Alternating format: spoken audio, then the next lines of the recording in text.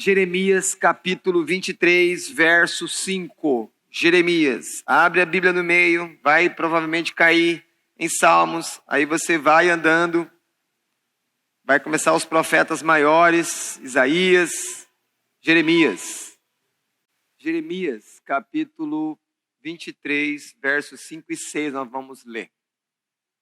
Diz assim a palavra de Deus: Eis que vem dias, diz o Senhor, em que levantarei a Davi um renovo justo, e rei que reinará e agirá sabiamente, e executará o juízo e a justiça na terra. Nos seus dias, Judá será salvo, e Israel habitará seguro. Será este o seu nome, com que será chamado Senhor, Justiça Nossa. Amém. Senhor, fala a nós, traz ao nosso coração a verdade preciosa dessa tua palavra, dessa sua revelação, e nos ajuda a confiar somente em Ti e abandonar qualquer esperança em justiça própria, mas somente na justiça que vem do céu, que é o Seu Filho Jesus Cristo. Amém. Podeis sentar.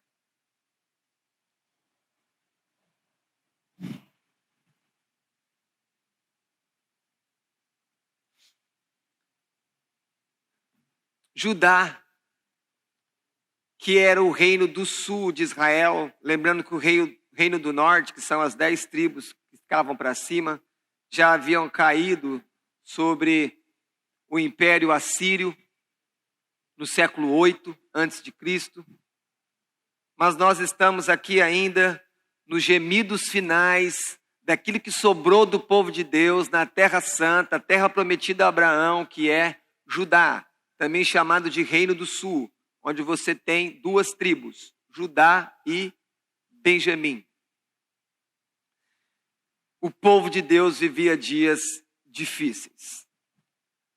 Esse profeta que escreve aqui agora, que nós lemos, o profeta Jeremias, ele foi enviado com uma missão específica. Fale para o meu povo que eles precisam aceitar o domínio babilônico. Não tem volta. Eles precisam se submeter a essa vara de disciplina que eu estou trazendo lá de cima, de onde via a Babilônia, sobre eles por causa dos seus pecados. Eles vão ser exilados. Já está definido isso, Jeremias. Fale ao povo, avise eles, para que eles não resistam à Babilônia, porque eu estou enviando à Babilônia. Mas como é difícil para você e para mim, muitas vezes, olhar para algum sinal de juízo contra nós e entender que aquilo vem de Deus. Alguns falam que é do diabo, outros falam que é um homem que está vindo contra, mas endemoniado. E outro fala que o homem está te perseguindo. A gente não consegue entender que muitas vezes Deus usa outros homens para trazer juízo, disciplina. E lembre-se, no Antigo Testamento, muitas vezes quando você vê demônios chegando sobre pessoas, aquilo é juízo de Deus. Tá? Mas como é que o rei Zedequias reagiu a essas palavras do profeta, do homem de Deus? Eles não aceitaram. Eles toda hora falavam: profeta, fala alguma coisa boa. Você não traz nenhuma notícia boa, você não fala que nós vamos prosperar, você não fala que nós vamos vencer a guerra. Será que hoje também nós temos muitas pessoas que querem ouvir dos pregadores aquilo que está no seu coração? Sim! O povo de Deus cai no mesmo erro, eles querem ouvir boas palavras, eles não querem ouvir as palavras de Deus. E geralmente as palavras de Deus são palavras que vêm confrontar, porque vêm de um Deus santo, e nós, e os nossos filhos, e os nossos pais, e os nossos avós, são pecadores, carentes da glória de Deus, como foi lido aqui nessa noite. Então esse rei Zedequias e essa corte vão se rebelar. E eles então vão procurar outros profetas, outros pregadores. Falar, não, fala alguma coisa boa. Fala, não, nós vamos prevalecer. Jerusalém vai ficar de pé. Nós temos o templo é o nosso amuleto. Tá tudo bem, vai ficar tudo bem, rei. Falsas profecias. Mas era isso que o povo queria ouvir, era isso que o rei queria ouvir. Qual o problema deles? Eles não confiaram no Senhor. Tentaram resolver a situação difícil que viviam com as suas próprias forças. E mais, eles começaram também a tentar fazer aliança com as nações que estavam ao redor. Porque a Babilônia era um trator devastador sobre todas as nações. Ninguém conseguia fazer frente ao exército babilônico. E lembre-se, quem deu toda essa autoridade e poder a eles? O Senhor. Deus levantou a Babilônia. Assim como Deus tinha levantado a Assíria, assim como Deus também tinha levantado antes o próprio Egito. Então, Judá começa a procurar Moabe, procura a Síria, procura o Egito. Ele começa a querer fazer ali vários tipos de alianças militares para que eles então pudessem se unir, fazer um exército maior e ir contra a Babilônia. Mas ninguém podia ir contra essa nação. Assim como o povo de Deus vivia debaixo de um rei injusto, de um rei que não confiava em Deus, de um rei que não queria a verdade, mas ele queria ouvir aquilo que era conveniente. Assim vivem as nações hoje dos nossos dias, a maioria esmagadora delas governada por reis maus e injustos. Quando na verdade o povo deseja o quê? Nós como cidadãos, nós queremos olhar para o governo, queremos olhar para as autoridades e ver ali alguém, um político, um juiz, alguém, um deputado, um senador preocupado com o povo. Mas geralmente não é isso que nós encontramos. Nós encontramos eles buscando seus próprios interesses.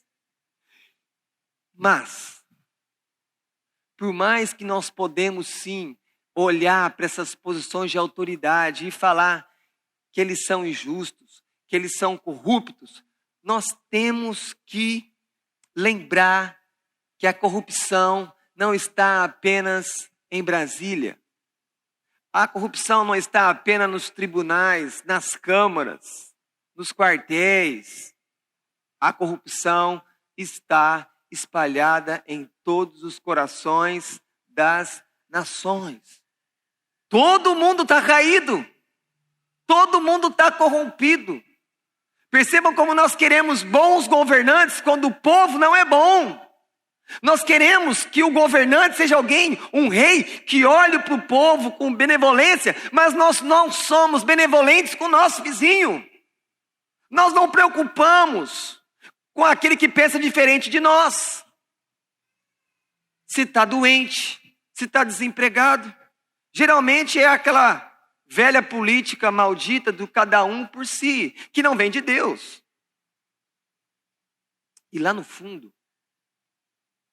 cada alma, na verdade, é uma alma cansada.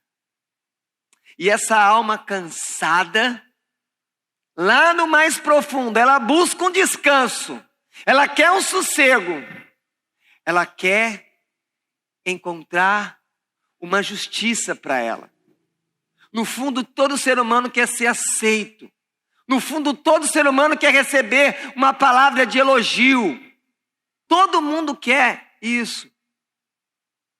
Mas ninguém vai encontrar isso verdadeiramente vindo de outro homem. E mais, isso nunca vai vir de você.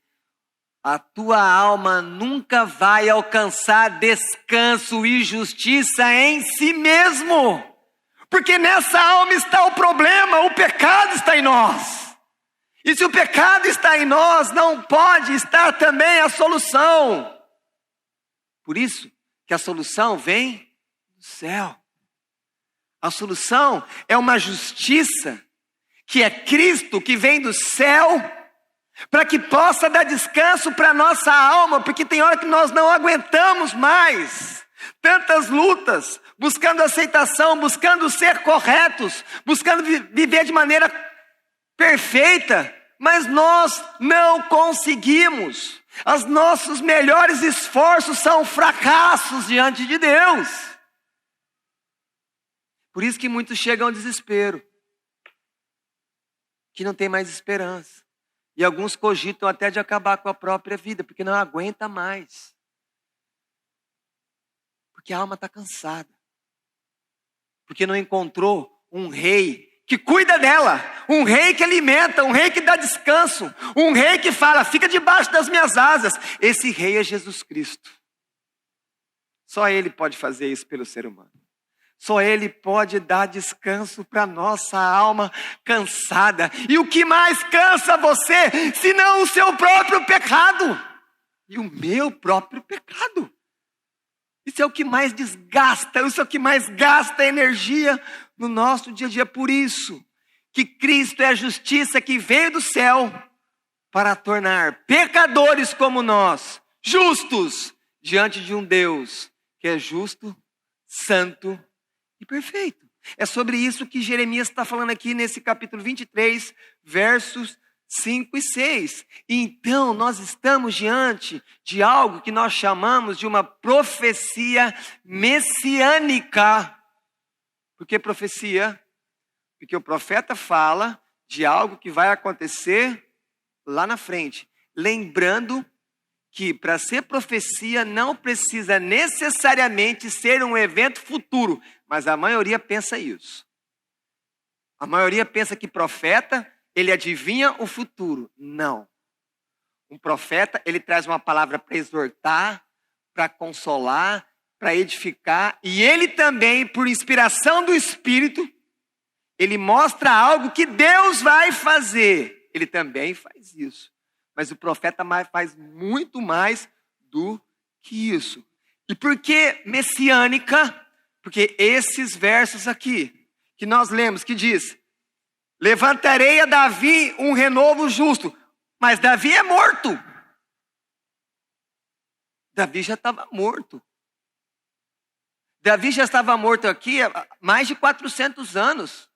Como assim? Ele ia ressuscitar, ele ia voltar? Não, Davi aqui é para falar que viria da dinastia, da genealogia, daquela família real de onde Deus levantou Davi. Mas quando ele fala que vai levantar a Davi um renovo justo, perceba que renovo está com letra maiúscula. Ele está falando que é um broto. Ele está falando que é alguém que vem, um herdeiro legítimo. Então, os versos 5 e 6 estão falando do Filho de Deus, Jesus Cristo.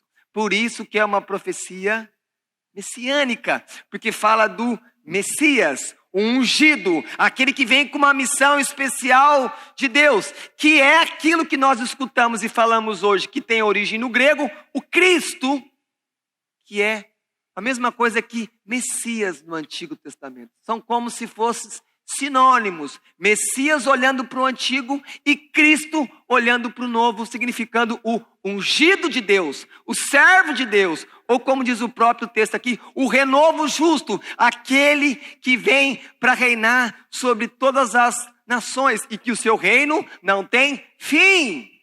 Um reino onde não tem corrupção, onde tudo funciona e onde ele governa com todo o poder e autoridade. Passamos então à exposição do texto.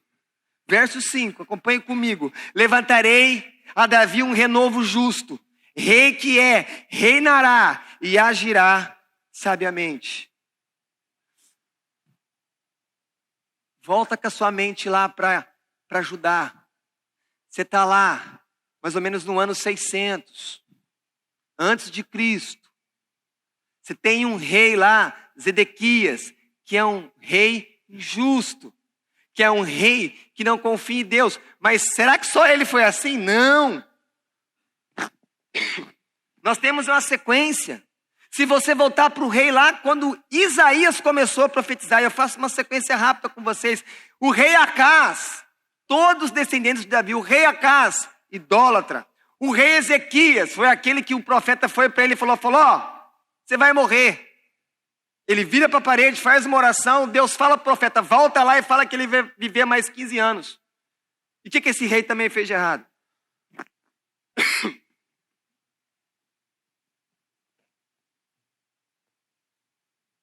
Depois que Deus cura ele, o rei da Babilônia manda embaixadores para visitar ele. Fala, nossa, como que eu sou importante? A Babilônia veio me visitar, mandou embaixadores.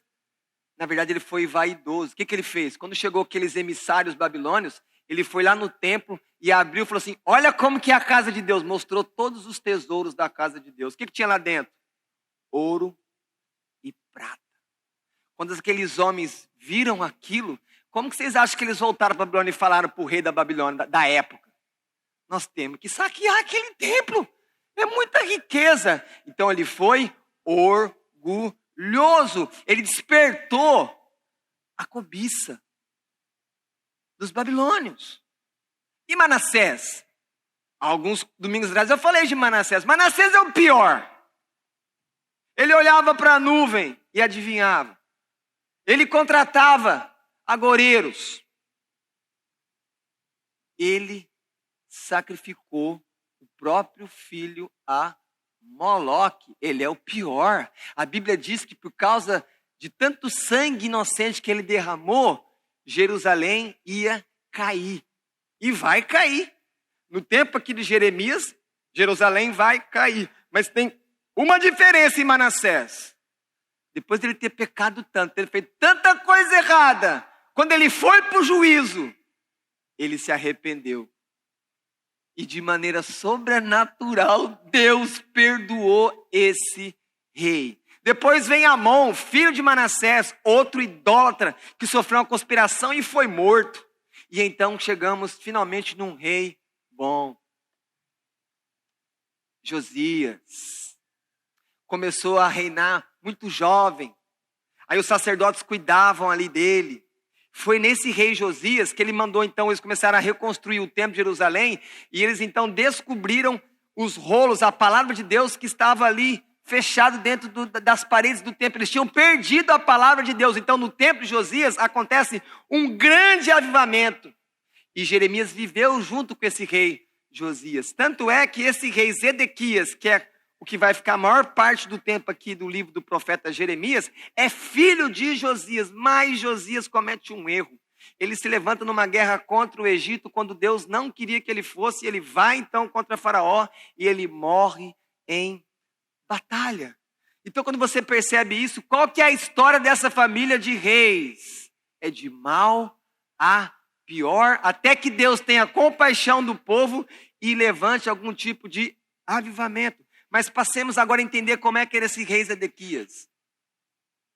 Ele foi o último rei de Judá, filho do grande Josias.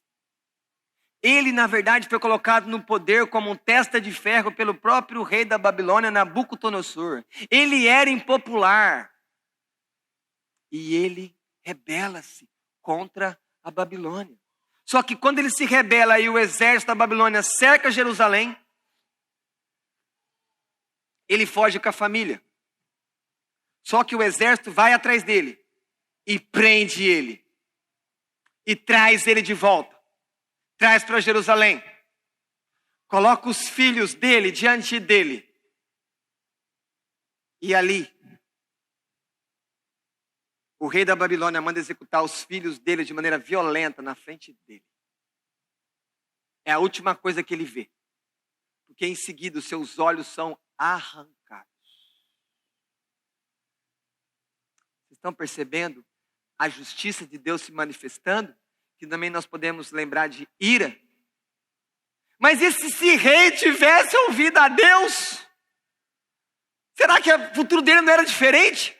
Jeremias não veio para profetizar, para ele poder se entregar, mas ele se rebelou. Quantas vezes a gente vai ter prejuízo, porque a gente, ao invés de se entregar ao que Deus está mostrando para fazer, para se quebrantar, para mudar, a gente se rebela. E a gente paga um preço alto por isso. Porque a justiça de Deus vem. Porque Deus é justo. Então percebam que Jeremias está ali com um povo que tem um rei muito injusto, que tem um fim terrível. Mas o que ele traz para meio desse povo? Fala, não tem jeito, acabou. Não! Ele traz esperança, ele fala, olha, mas vai vir um rei da família de Davi. Ele é um renovo, ele é um broto. Irmãos, o que é um broto? Pensa uma árvore caída, morrendo. Broto é aquele que parece estar vindo de vida de uma árvore que está morrendo, que está ali, ó, no chão, que não está mais na raiz, no chão, está ali caído, de repente vem aquele broto, ele começa a nascer. É isso que é um broto. Ele estava dizendo para o povo, Deus estava mandando dizer para o povo, eu vou levantar um rei justo, e esse rei vai salvar vocês, e ele vai vir da família de Davi. Deus está trazendo esperança no meio do caos. Você está vivendo o caos?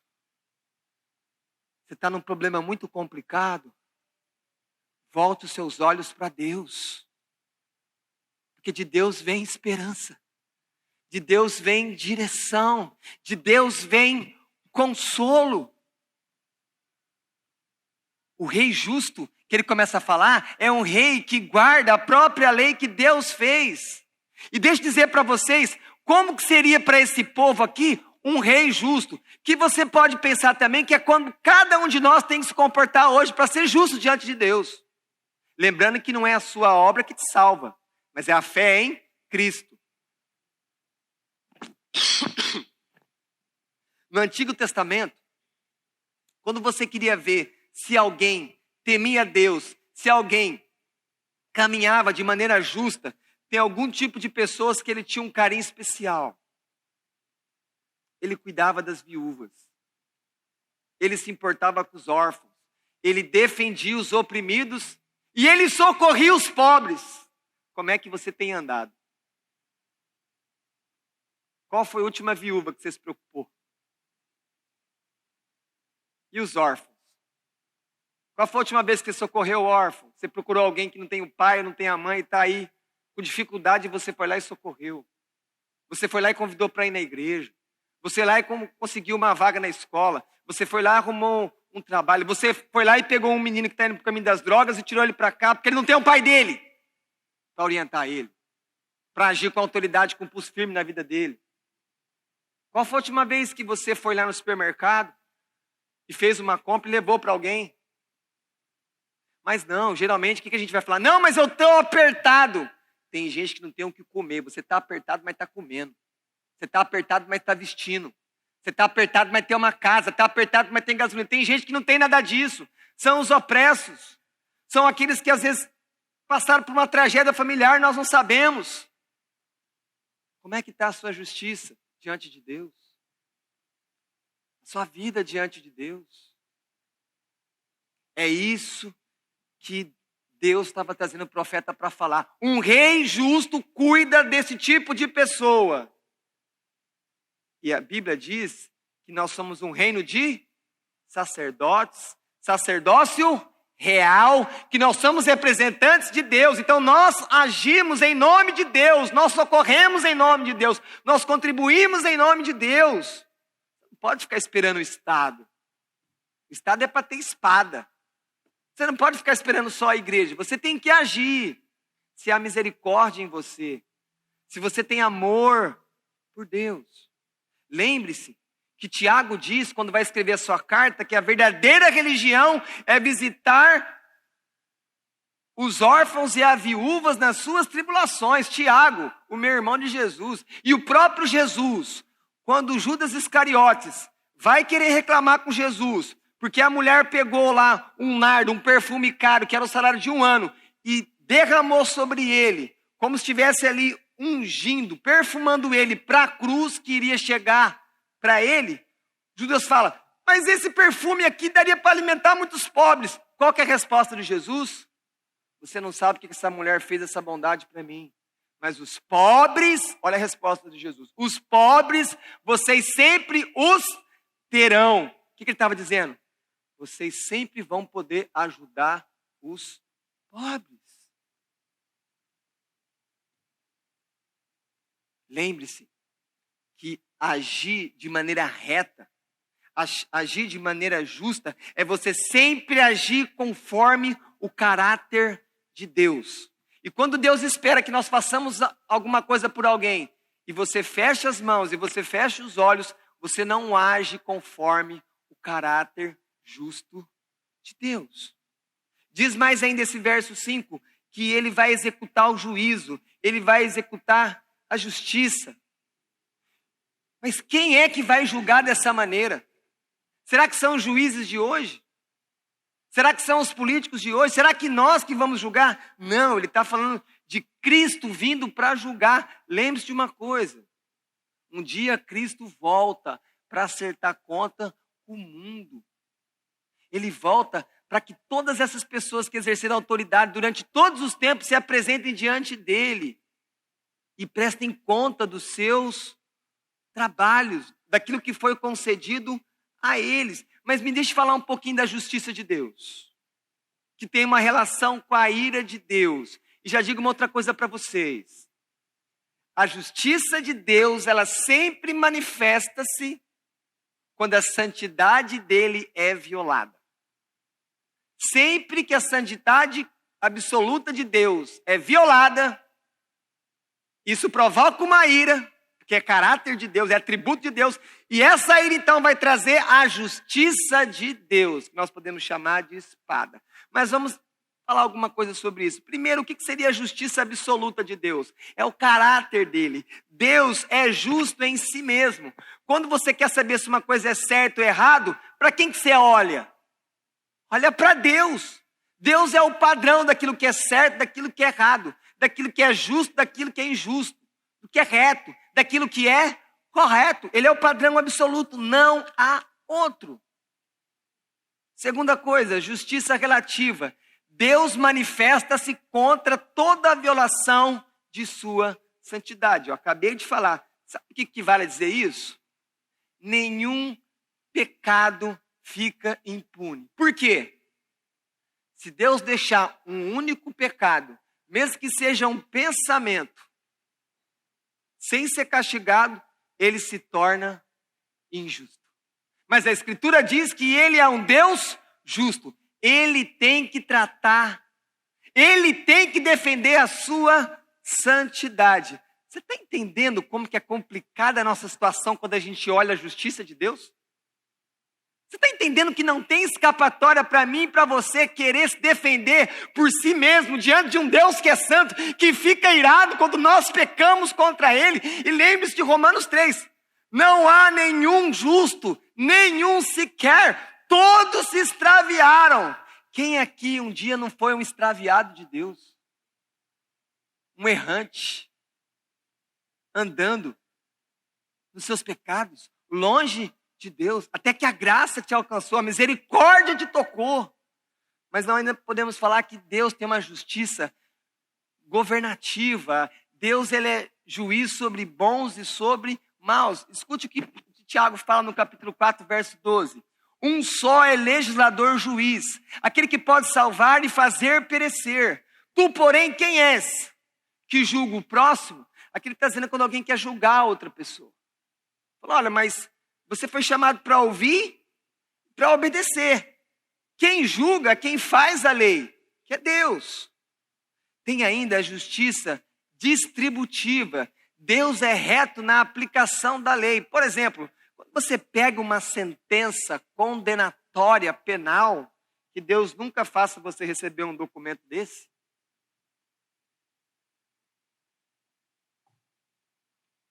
Chega um certo momento na sentença que o juiz ou a juíza, ele vai fazer a dose da pena. E ele começa a justificar por que é tantos anos, por que é tantos meses, por que é fechado, por que é semiaberto, por que é aberto, por que vai restringir isso, por que tem que pagar a multa. Tudo isso ele está fazendo o quê? A dosimetria da pena. Percebam, ele está fazendo uma aplicação prática da lei. Mas um juiz e uma juíza pode errar e erram. Tanto é que tem um tribunal que recebe recurso e às vezes muda a pena. Às vezes aumenta, mas às vezes diminui. Mas e quando Deus julga, ele erra? Quando alguém dá uma sentença, vai recorrer para quem? Se ele é o que fez a lei, se ele é o juiz de toda a terra, não tem recurso. Não tem recurso. Por isso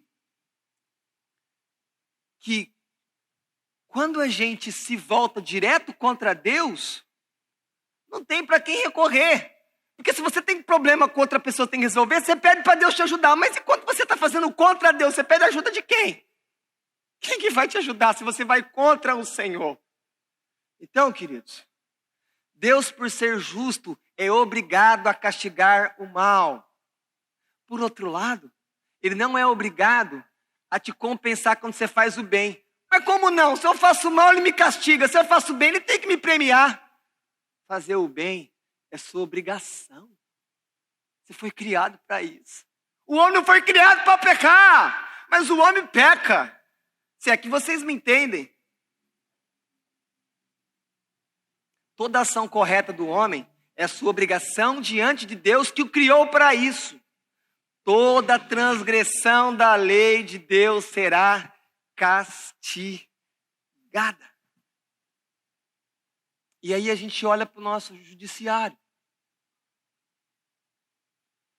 E aí, quanto mais você olha para os juízes da terra, mais você percebe que como eles são diferentes do juiz do céu, do Senhor, que é justo. Porque muitas vezes nós percebemos atitudes em juízes espalhados nas nações na terra, que eles são injustos e têm decisões que são claramente injustas, manifestamente ilegais, ou seja, eles dão decisões contra a lei. Deus nunca faz isso, porque Ele cria a lei, Ele mesmo. E é impressionante que quando Cristo vem, que é Deus se encarnando, Cristo obedece totalmente à lei que Ele mesmo criou com o Pai. O verso 6 diz que Judá será salvo. Por mais que o governante pode ser bom, por mais que o governante possa melhorar o sistema de saúde, por mais que ele possa investir na polícia, no sistema penitenciário, por mais que ele possa se envolver buscando o bem do povo, tem uma coisa que os reis da terra não podem fazer, que só Jesus pode fazer. Só Ele salva, é o verso 6. Só Ele pode salvar dos seus pecados. O pior problema seu não é a dívida lá com o banco. Não é o IPTU atrasado. Não é o financiamento. Não é a ação, não é nada disso. A pior dívida sua é o pecado. E que você não tem como pagar. E ninguém pode te ajudar. Mas Cristo morreu na cruz para perdoar pecadores. Só esse rei pode resgatar, pode perdoar. Por isso que ele diz aqui que está salvo e habita seguro com Ele. Nós podemos ficar na presença de Jesus tranquilos, confiantes. O que diz o Salmo 91? Vamos abrir. Vamos lá ver esse Salmo.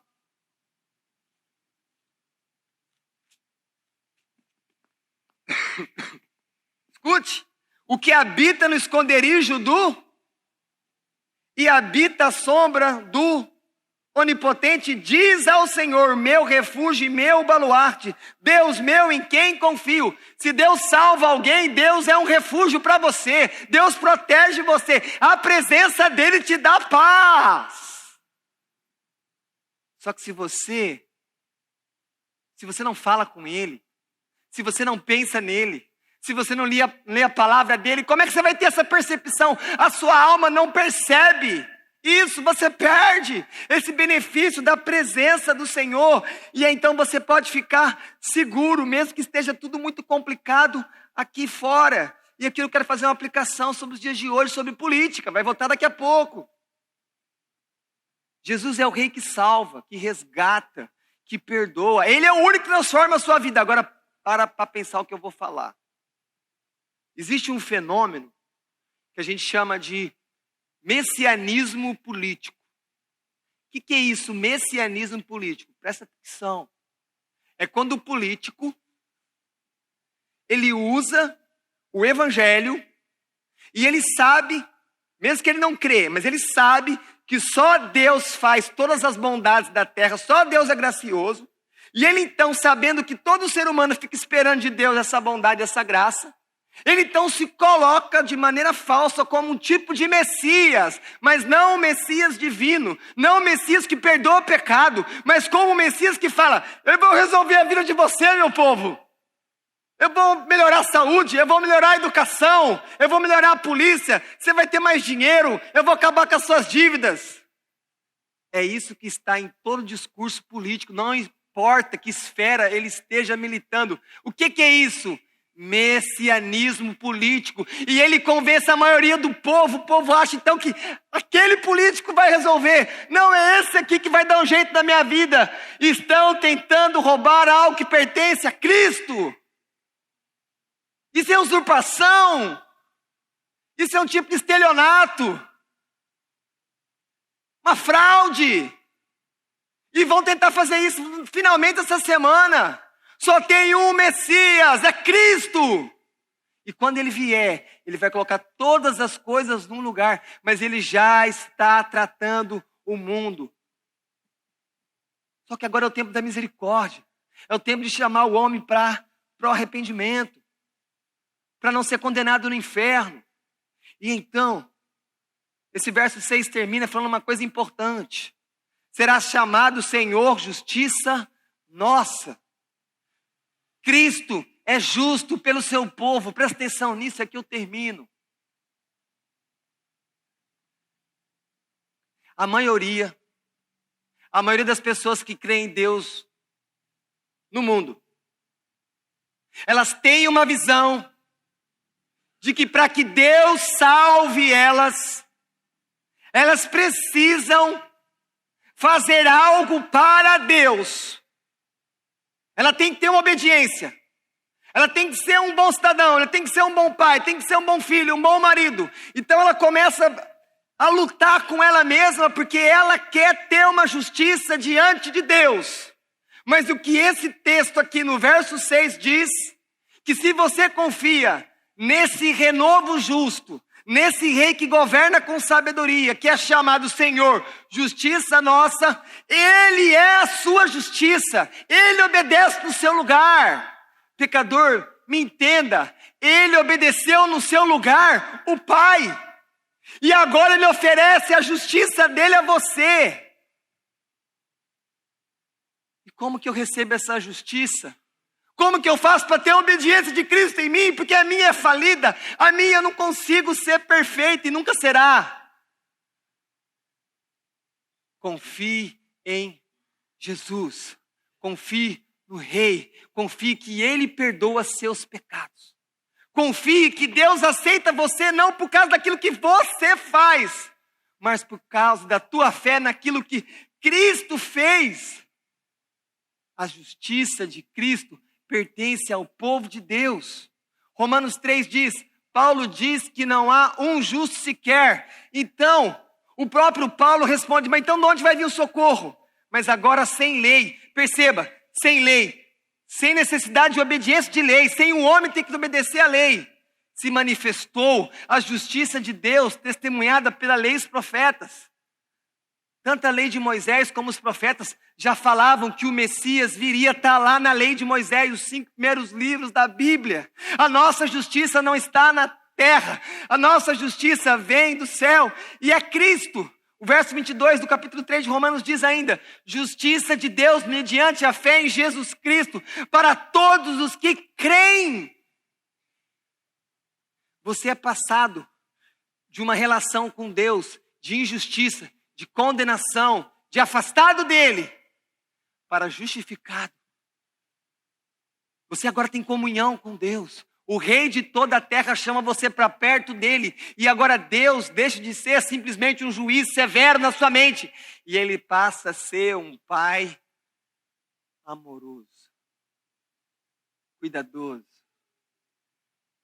que te chama pelo nome, que trata você, que quer fazer você crescer. E isso tudo é o que Jeremias está aqui anunciando a esse povo. Ei, povo de Jerusalém, não adianta vocês ficar correndo, confie no Senhor. Na verdade, a palavra para ele seria, confie no Messias, ele vai vir. Mas para você é, confie em Cristo, ele já veio. E ele é a justiça de Deus em seu favor. Se você continuar tentando agradar a Deus com a sua própria obediência, com as suas próprias forças, você vai fracassar, você vai se cansar e você pode extraviar. Mas se você confiar na justiça que vem do céu, que é Cristo, a Bíblia diz que a justiça dele é colocada sobre você e você é declarado por Deus como juiz justo e você recebe a vida eterna e você é perdoado de todos os seus pecados. E sabe o que isso muda? Não é que os problemas mudam, não é que o mundo muda, mas é que agora você vive num relacionamento de paz com Deus. Você para de ficar buscando o que o mundo todo está buscando e você agora começa a buscar a presença de Deus. Você não quer mais a alegria dos shows, simplesmente das comidas, das coisas que o mundo oferece, mas você quer a alegria do Espírito. E você não quer uma vida só de 80, 90 anos.